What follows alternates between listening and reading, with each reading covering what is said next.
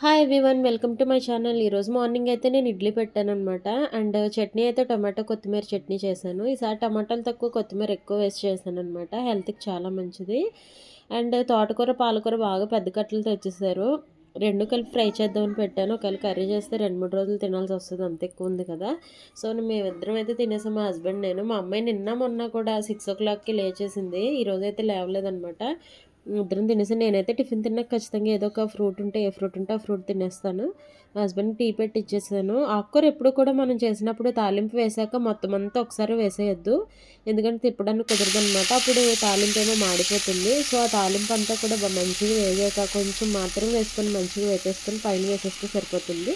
చాలా సేపు మనం కదిలించక్కర్లేదు. ఈలోపు చాలా పని చేసుకోవచ్చనమాట. అదంతా కిందకొచ్చే వరకు కూడా. సో, చూసారు కదా! ఈ విధంగా వచ్చేస్తదనమాట. ఆ తర్వాత పసుపు, ఉప్పు వేసి మగ్గిచ్చేసుకోండి. నేను మంతెన గారు ఎక్కువగా చెప్తూ ఉంటారు, ఆకుకూర పులుసు కూర కన్నా ఫ్రై ఎక్కువ మంచిదని చెప్పి. ఎందుకంటే ఎక్కువ తింటాం కాబట్టి. అండ్ ఇది కూర కూడా తక్కువొస్తది.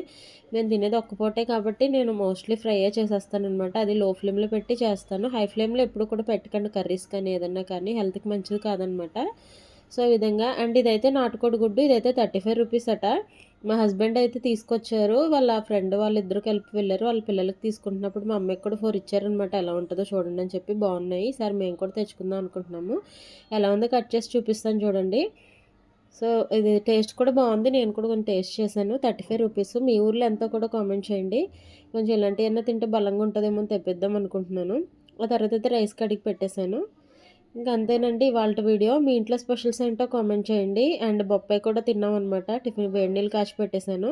ఇంకిన్ని చేసాక గిన్నెలు చాలా వస్తాయి కదా! ఇంక కడిగే ముందు వీడియో అయితే పెట్టాను. వీడియో నచ్చితే లైక్ చేయండి. Thanks for watching.